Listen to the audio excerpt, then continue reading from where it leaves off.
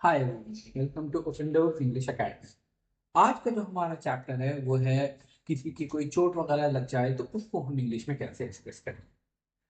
किसी के जख्म हो जाना, चोट लग जाना या फिर कहीं टक्कर वगैरह हो जाना तो उसके लिए क्या क्या वर्ड्स आते हैं और इसको इंग्लिश में एक्सप्रेस करने का तरीका क्या होता है, इसके बारे में हम बात करें।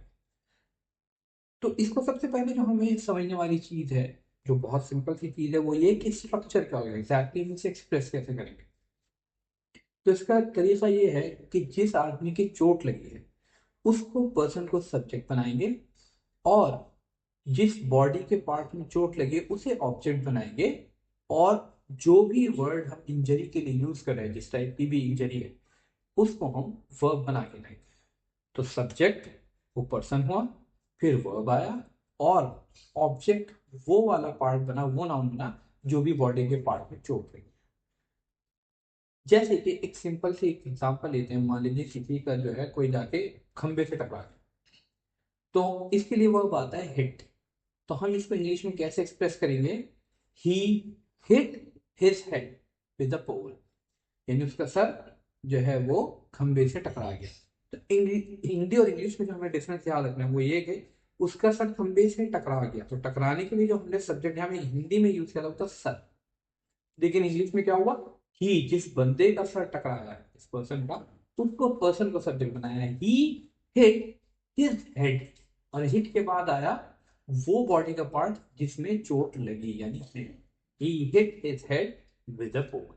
किस चीज से टकराया, इससे पहले प्रीपोजिशन विद आया, ये भी हमें ध्यान रखना। इसी तरह हिट एक नॉर्मल है, कहीं भी चोट लगने टक्कर हो जाए। कट, कट लगने के लिए हम ऑब्वियसली वर्ब कट ही यूज करते हैं। जैसे मान लीजिए अगर हमें ये कहना है कि सब्जी काटते हुए मेरी उंगली कट गई, तो मैं कैसे बोलूंगा? I cut my finger while chopping the vegetables. ये सब्जी काटते हुए मेरी उंगली कट गई। इसी तरह एक वर्ब है स्क्रैच। कोई भी बॉडी का पार्ट छिल जाए, खरोच आ जाए, उसके लिए हम स्क्रैच यूज करते हैं। जैसे ही स्क्रैच्ड हिज नी वाइल प्लेइंग, कि खेलते हुए उसका घुटना छिल गया, वो गिरा और घुटने में चोट लगी। तो अगेन में ही, जिसके चोट लगी वो सब्जेक्ट, फिर scratch verb and then the object नी। इसी तरह एक वर्ब होता है ब्रूज। ब्रूज होता है किसी की भी ऐसी चोट लगी जिसमें नील वगैरह पड़ जाता है, तो उसके लिए हम क्या यूज करते हैं? ब्रूज।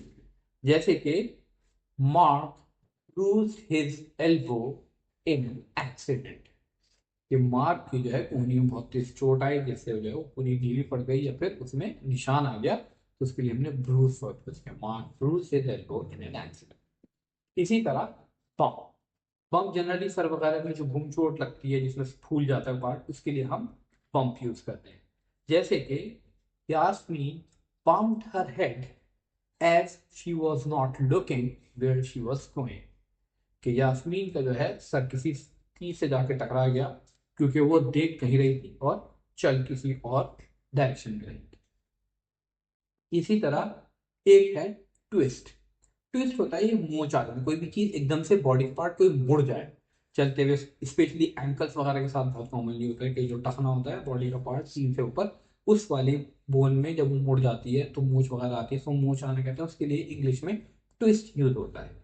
जैसे running down the stairs I twisted my ankle, सीढ़ियों से उतरते हुए तेजी से क्या हुआ, मेरे पैर में मूछ आ गई, मेरे एंकल टखने में मूछ आ गई।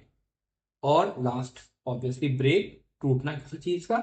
जैसे ही ब्रोक हिज कॉलर, कि उसकी कॉलर बोन टूट गई। तो अगेन हमने जिसकी कॉलर बोन टूटी ही उसे सब्जेक्ट बनाया, ब्रोक वर्ब लाए एंड देन आया कॉलर। तो हमारे पास जो वर्ब्स हैं वो क्या क्या है? हिट, कॉमनली किसी भी चीज से आपकी टक्कर हो जाए, चोट लग जाए।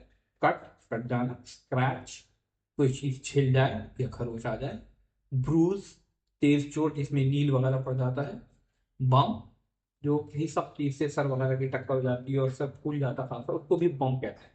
सर में जैसे वो गोल गोल जो है एक स्वेलिंग टाइप आ जाती है चोट लगने से, उसे बम कहते हैं।